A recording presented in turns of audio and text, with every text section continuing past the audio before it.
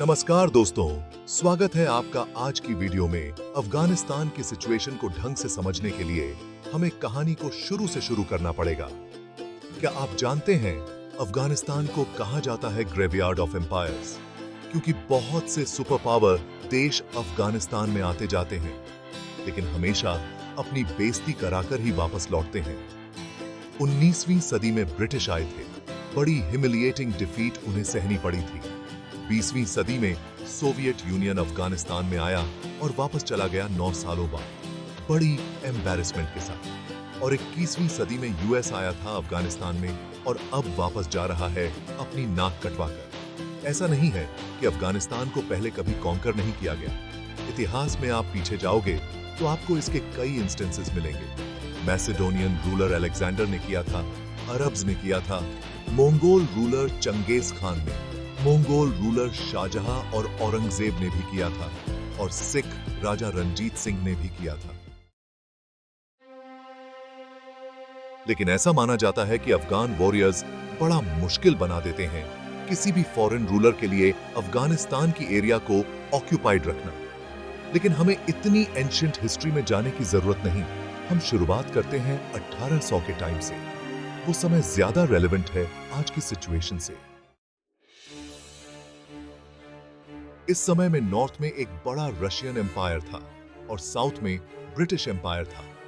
India था जिसे British ने ऑक्यूपाई कर रखा था, और मिडिल में एक बफर जोन थी जो कि अफगानिस्तान था। अब रशिया और ब्रिटेन दोनों एक दूसरे को शक की नजर से देखते थे। दोनों को डर रहता था कि कहीं दूसरा देश अफगानिस्तान को ऑक्यूपाई कर लेगा तो हमारे लिए प्रॉब्लम्स बढ़ जाएंगे। एक बड़ा फेमस पॉलिटिकल कार्टून था इस चीज को लेकर, जहां पर ब्रिटेन को शेर की तरह दिखाया गया है और रशिया को भालू की तरह दिखाया गया है, और बीच में है अफगानिस्तान। शुरुआत में वेस्टर्न कंट्रीज को अफगानिस्तान के बारे में ज्यादा पता नहीं था। एक स्कॉटिश एक्सप्लोरर अलेक्जेंडर बर्निस जब वहां पर गए और सेफली वापस लौटे, वो एक तरह के हीरो बन गए वेस्टर्न कंट्रीज में। उनकी किताब जो उन्होंने अफगानिस्तान के ऊपर लिखी थी, ट्रैवल्स इनटू बुखारा, वो एक बेस्ट सेलर किताब बन गई। 1838 में ब्रिटिश राज बड़ा मोटिवेटेड फील करने लगा कि वो अफगानिस्तान की टेरिटरी पर जाकर भी कब्जा करेंगे। बड़े कॉन्फिडेंट थे ये अपनी विक्ट्री को लेकर। इन्हें पक्का लग रहा था कि ये जीत जाएंगे। उस वक्त अफगानिस्तान में एक राजा हुआ करता था जिसका नाम था एमीर दोस्त मोहम्मद ऑफ द बरकजाई डायनेस्टी।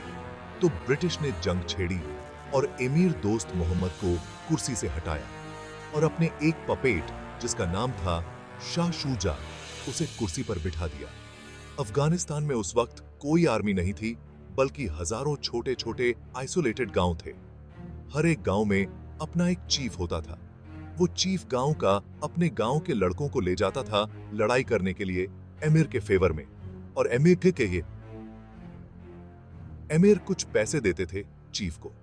अब ये पैसा काफी कम हो गया था एमिर शाह शुजा के अंदर। तो ये जो ट्राइब चीफ थे छोटे छोटे गांव के, ये सब यूनाइट हुए चीफ अकबर खान के अंदर, और इन सारे गांव वालों ने मिलकर जंग छेड़ दी ब्रिटिश के खिलाफ। 3 सालों तक ये वॉर चली। ब्रिटिशर्स के पास बड़े एडवांस्ड फायर वेपन्स थे, लेकिन उसके बावजूद भी ब्रिटिश को यहां पर एक हार झेलनी पड़ी।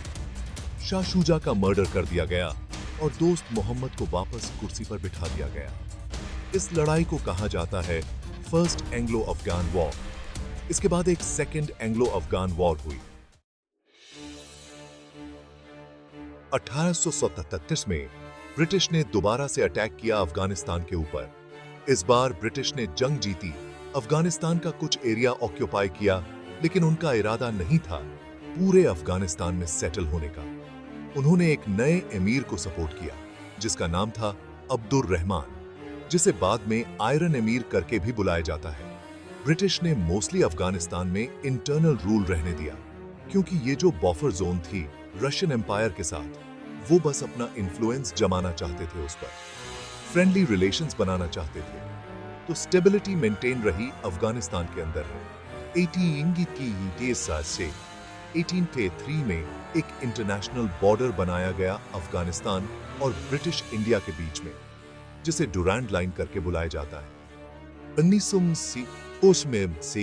1907 में एक एग्रीमेंट भी हुआ ब्रिटिश और रशियन एम्पायर के बीच में, जहां पर रसिया ने रिकॉग्नाइज किया कि अफगानिस्तान जो देश है वो ब्रिटिश स्फीयर अफगानिस्तान के अंडर आता है, और प्रॉमिस किया रशिया ने कि वो अफगानिस्तान से दूर ही रहेगा।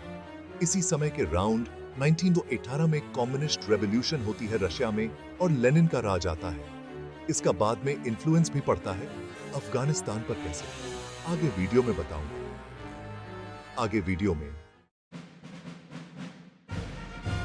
इसके सिर्फ एक साल बाद 1919 में होती है थर्ड एंग्लो अफगान वॉर, जिसे अफगानिस्तान में वॉर ऑफ इंडिपेंडेंस करके बुलाया जाता है, क्योंकि अफगानिस्तान ब्रिटिश के खिलाफ लड़ाई करता है। अभी तक अफगानिस्तान को एक दिया गया था जहां पर ब्रिटिश अफगानिस्तान के फॉरेन अफेयर्स को कंट्रोल करता था, लेकिन अफगानिस्तान इस लड़ाई के बाद ब्रिटिश से कंप्लीट इंडिपेंडेंस पा लेता है और ब्रिटिश भी रिकॉग्नाइज करती है अफगानिस्तान के इंडिपेंडेंस को।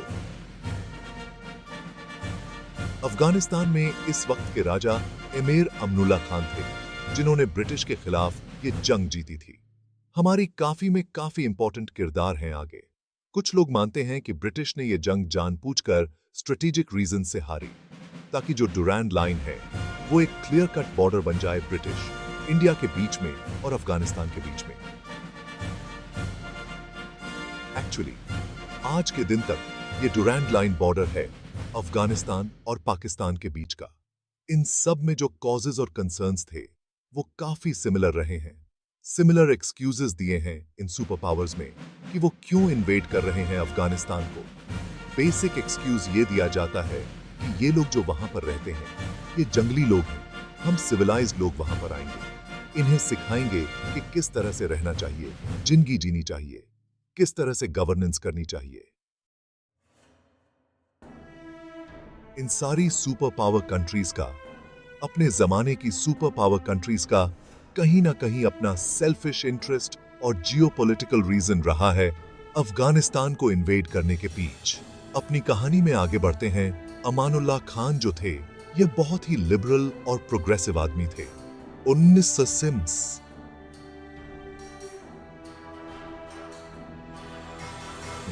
इन्होंने अफगानिस्तान को एक कॉन्स्टिट्यूशनल मोनार्की बना दिया।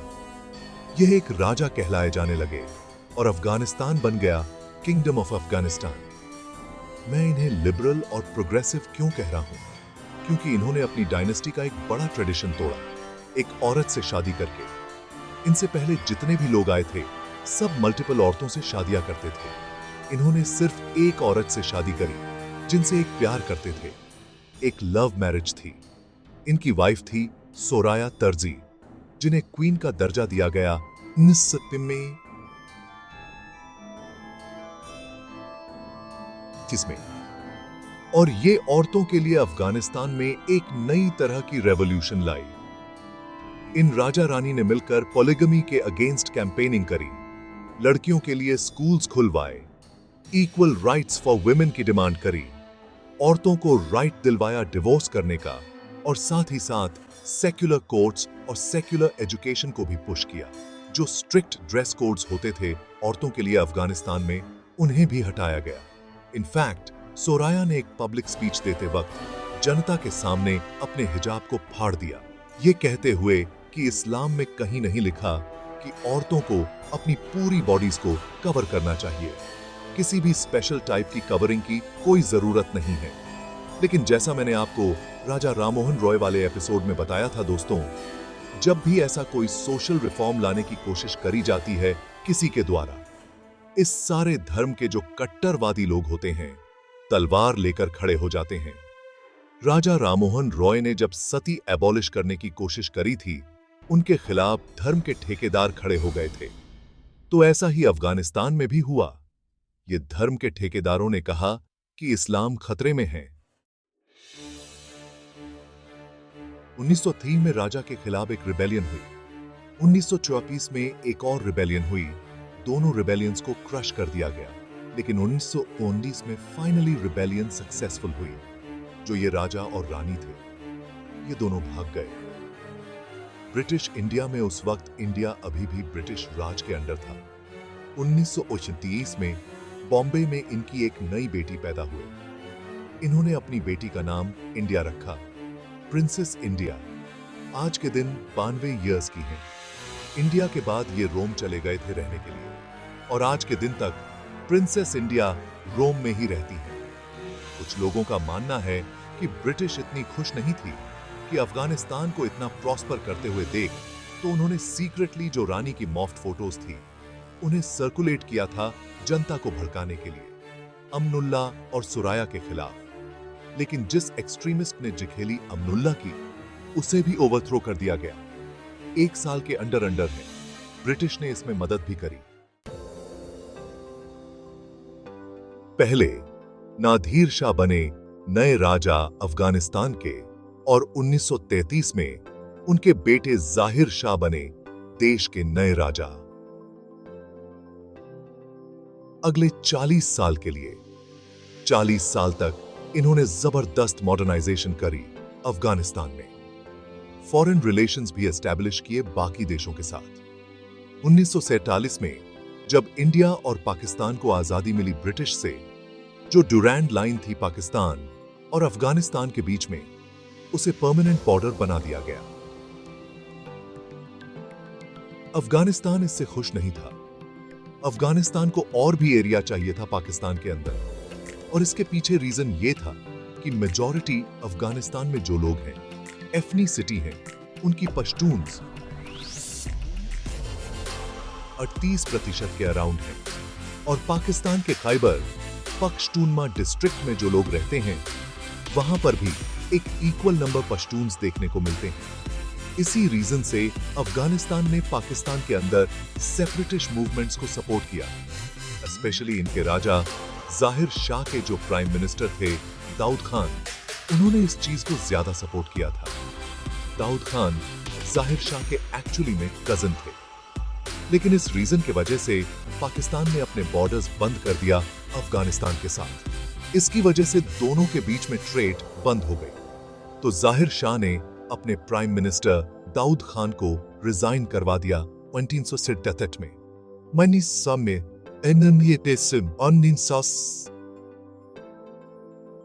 में एक नया कॉन्स्टिट्यूशन लाया गया जिसमें कहा गया कि अब पार्लियामेंट्री इलेक्शंस हो सकते हैं अपने प्राइम मिनिस्टर को इलेक्ट करने के लिए अफगानिस्तान में, जो कि 1957 में हुए भी। लेकिन रूल ये रखा गया कि रॉयल फैमिली के मेंबर्स पॉलिटिकल ऑफिस की कोई भी पोस्ट को होल्ड नहीं कर सकते। पर्पस ये था इसके पीछे कि दाऊद खान को ऑप्शन ना मिल पाए प्राइम मिनिस्टर बनने का दोबारा से। इन इलेक्शंस में औरतें भी वोट कर सकती थी और इनफैक्ट कुछ से इलेक्शंस कंटेस्ट भी कर सकती थी। इसी टाइम के अराउंड 2 तरह की आइडियोलॉजीज देखने को मिली अफगानिस्तान में, स्पेशली यूनिवर्सिटी लेवल पर। एक आइडियोलॉजी थी कम्युनिस्ट की अंडर द पीडीपीए पार्टी और दूसरी आइडियोलॉजी थी इस्लामिस्ट की। इन आइडियोलॉजी की क्या रेलेवेंस है ये आपको आगे देखने को मिलेगा। 1973 में जाहिर शाह फॉरेन ट्रिप पर बाहर गए हुए थे देश से। दाऊद खान ने आर्मी का सपोर्ट लेकर और अपने कम्युनिस्ट और लेफ्टिस्ट दोस्तों का सपोर्ट लेकर एक कू किया, एक ब्लडलेस कू, तख्ता पलट कर दिया। आर्मी के द्वारा पूरे देश पर कंट्रोल लेने के बाद दाऊद खान ने अपने आप को राजा नहीं कहा, बल्कि उन्होंने कहा कि अब मैं प्रेसिडेंट हूं अफगानिस्तान का। अफगानिस्तान को एक रिपब्लिक देश बना दिया। ऊपर से देखकर लगेगा कि ये एक अच्छी स्टेप थी, क्योंकि पहले देश एक कॉन्स्टिट्यूशनल मोनार्की था, अब एक रिपब्लिक बन गया। लेकिन रियलिटी में दाऊद ने पार्लियामेंट और जुडिशरी को बेसिकली डिसबैंड कर दिया, एक डिक्टेटर का शासन बनाया। जाहिर शाह, जो उस वक्त देश से बाहर थे, उनके पास कोई ऑप्शन नहीं था इस चीज को एक्सेप्ट करने के अलावा। वो एक्साइल में चले गए इटली में। इसके बाद एक डिक्टेटरशिप होने के बावजूद दाऊद खान कुछ बढ़िया सोशल और इकोनॉमिक रिफॉर्म्स लाए अफगानिस्तान में। उन्होंने सारे बैंक्स को नेशनलाइज कर दिया, और शायद आपको यकीन करना मुश्किल हो, लेकिन 1960 और 70 के दशक में अफगानिस्तान कुछ ऐसा दिखता था। बड़ी ही पीसफुल जगहें थी ये। इनफैक्ट हिप्पी ट्रेल का एक ही डेस्टिनेशन था। हिप्पी ट्रेल बेसिकली एक ऑल्टरनेटिव टूरिज्म की मूवमेंट थी जो वेस्टर्न कंट्रीज में चल रही थी। यूरोपियंस और अमेरिकन्स ईरान आते थे, अफगानिस्तान आते थे और उस रूट से इंडिया तक ट्रैवल करते थे। ये बड़े सस्ते में और लंबे पीरियड्स तक ट्रैवलिंग करते थे, नोमैड्स की तरह, बिना किसी होटल रिजर्वेशन के, अपने खुद के हैंड बिल्ट टेंट्स में रहते थे, लोकल पॉपुलेशन के साथ इंटरैक्ट करते थे और लोकल अफगानी लोग भी काफी फ्रेंडली थे। तो इस वक्त के राउंड अफगानिस्तान एक रिलेटिवली पीसफुल और पॉपुलर टूरिस्ट डेस्टिनेशन थी। आज के दिन ये यकीन करना मुश्किल होता है, लेकिन यही सच्चाई थी। लेकिन इसके बाद अफगानिस्तान फिर से दो सुपर पावर्स के बीच में फंस गया। पहले ब्रिटेन और रशिया के बीच में फंसा था, उसे ग्रेट गेम कहा जाता था। इसके बाद आई कोल्ड वॉर, यूएसए और सोवियत यूनियन के बीच में एक बड़ी आइडियोलॉजिकल वॉर, जिसमें दोनों देश बाकी देशों पर अपना इन्फ्लुएंस जमाने की कोशिश कर रहे हैं। इस चीज के बारे में मैंने डिटेल में बात करी थी यूएसए सुपर पावर वाले वीडियो में। इसका लिंक मैं डिस्क्रिप्शन में डाल दूंगा अगर आप कोल्ड वॉर के बारे में डिटेल में जानना चाहते हैं। कोल्ड वॉर में एक वर्चुअल वॉल भी थी, एक तरह की आयरन कर्टेन जिसे कहा जाता है। इसका मतलब बेसिकली ये था कि ना तो हम यूएसए के इन्फ्लुएंस के अंडर आएंगे पूरी तरह से, ना ही सोवियत यूनियन के। हम इन दोनों से अलग रहकर इंडिपेंडेंटली बने रहेंगे। युगोस्लाविया और काफी और देश भी नॉन अलाइंड थे, और हमारी कहानी के लिए सबसे इंपॉर्टेंट, अफगानिस्तान भी नॉन अलाइंड मूवमेंट का एक मेंबर था। दाऊद ने इस पॉलिसी को कंटिन्यू रखा।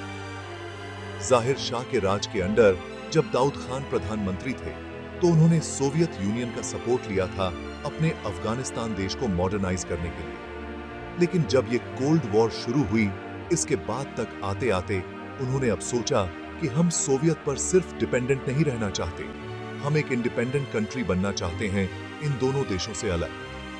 तो उन्होंने इंडिया की तरफ देखा और यूएस के साथ भी रिलेशंस को रिज्यूम किया। सोवियत इसे देखकर बिल्कुल भी खुश नहीं हुआ। सोवियत के उस समय जो रूलर थे, लियोनिड ब्रेजनेव, उन्होंने कहा कि ये बड़े नाराज हैं इस चीज को देखकर। उन्होंने दाऊद को कहा to get rid of all imperialist advisers in Afghanistan. Daoud ने रिप्लाई किया कि Afghans are the masters of their own house and nobody should tell them how to run their own affairs. Time के आगे बढ़ते अफगानिस्तान की कम्युनिस्ट पार्टी पीडीपीए दो factions में divide हो गए। सोवियत यूनियन ने कोशिश करी इन दोनों फैक्शंस में यूनिटी मेंटेन करने की। 1977 में दाऊद खान ने अपनी एक नई पार्टी बनाई, नेशनल रेवोल्यूशनरी पार्टी, और ये एक नया कॉन्स्टिट्यूशन लेकर आया जिसमें 3 मेन फीचर्स थे, इस्लाम, नेशनलिज्म और सोशलिज्म। उन्होंने अपीस करने की कोशिश करी एक्सट्रीमिस्ट इस्लामिस्ट को, लेकिन बाकी दोनों कम्युनिस्ट पार्टी के फैक्शन से उन्हें डेंजर महसूस होने लगी, तो उन्होंने उस पार्टी के लोगों को मरवाना शुरू कर दिया। जो लिबरल लोग थे अफगानिस्तान में, वो इस तरह की डिक्टेटरशिप को देखकर बिल्कुल खुश नहीं थे। सत्ता में रहने के लालच में दाऊद खान ने पूरे देश में हंगामा मचा दिया। एक समय पर जो कि बहुत ही पीसफुल देश था, अब यहां पर बहुत से मर्डर्स होने लगे। अप्रैल 1978 में एक कम्युनिस्ट लीडर की हत्या कर दी जाती है अफगानिस्तान में, अनआइडेंटिफाइड लोगों के द्वारा, और यह हत्या एक तरह से टिपिंग पॉइंट बन जाती है दाऊद खान के खिलाफ। दाऊद खान के खिलाफ एक कू होता है इस बार। पहले उन्होंने अपने कजन जाहिर शाह के खिलाफ कू किया था, अब इन्हीं के खिलाफ कू होता है यहां पर। काफी हैवी फाइटिंग होती है और इनकी हत्या हो जाती है इनके परिवार के साथ यहां पर। इस कू को कहा जाता है सौर रेवोल्यूशन। इसके बाद अफगानिस्तान एक डेमोक्रेटिक रिपब्लिक देश बन जाता है। एक नई कम्युनिस्ट सरकार पावर में आती है, लेड बाय नए प्रेसिडेंट नूर मोहम्मद ताराकी। इनके अंडर एक बार फिर से कुछ अच्छे रिफॉर्म्स देखने को मिलते हैं। लैंड को रीडिस्ट्रीब्यूट किया जाता है फार्मर्स के पास। अफगान इंडिपेंडेंस डे पर एक पहला टीवी चैनल लॉन्च करते हैं अपने देश में। अनफेयर लोन की प्रैक्टिस को एबेंड करवाते हैं, ब्राइड बाइंग की प्रैक्टिस को एबेंड करवाते हैं, और जो इस्लामिस्ट एक्सट्रीमिस्ट थे और मौलवियों की पावर छीन लेते हैं। लड़कियों को स्कूल भिजवाया जाता है और ये बड़े फेमसली कहते हैं, Come visit us in a year and you will find the mosques empty. ये इतना रिलीजन के खिलाफ हो जाते हैं कि जो कट्टरवादी लोग थे अफगानिस्तान के अंदर वो और एक्सट्रीम स्टांस लेने लग जाते हैं। जैसा मैंने थोड़ी देर पहले बताया था, दो मेन पॉलिटिकल पार्टीज थी अफगानिस्तान में जब से इनका पार्लियामेंट्री इलेक्शन सिस्टम शुरू हुआ, एक इस्लामिस्ट और एक कम्युनिस्ट। अब जो इस्लामिस्ट लोग थे वो इन सारे मेजर्स से तंग आकर इतने एक्सट्रीम बन गए कि उन्होंने सिविल वॉर डिक्लेयर कर दी कम्युनिस्ट के खिलाफ। और पीडीपीए में तो वैसे ही बंटवारा हो गया था, दो अलग अलग फैक्शंस में बट गए थे इनके कम्युनिस्ट, तो वहां से भी कमजोर हो गए कम्युनिस्ट। इसी जंग के चलते नूर मोहम्मद तरिक्की का असैसिनेशन हो जाता है 1969 में। सोवियत यूनियन को एक एक्सक्यूज मिल जाता है अफगानिस्तान के अंदर इन्वेड करने के लिए। वो अपनी कम्युनिस्ट आइडियोलॉजी को प्रोटेक्ट करना चाहते हैं। देखते हैं कम्युनिस्ट पार्टीज खतरे में हैं अफगानिस्तान में, उन्हें प्रोटेक्ट करने के लिए वो पूरी कोशिश करेंगे। अफगानिस्तान में वो घुसते हैं मुजाहिदीन के खिलाफ जंग छेड़ने के लिए। दूसरी तरफ अब अमेरिका को दिखता है कैसे सोवियत यूनियन अपना इन्फ्लुएंस जमाने की कोशिश कर रहा है अफगानिस्तान के ऊपर। एक और देश जो शायद अमेरिका खो सकता है सोवियत यूनियन के हाथों कोल्ड वॉर में, तो अमेरिका कैसे पीछे रह जाए? कौन सी वहां पर अपोजिंग आइडियोलॉजी है, उसे फंडिंग करी जाए, उसे सपोर्ट किया जाए ताकि अमेरिका अपना इन्फ्लुएंस जमा पाए अफगानिस्तान पे।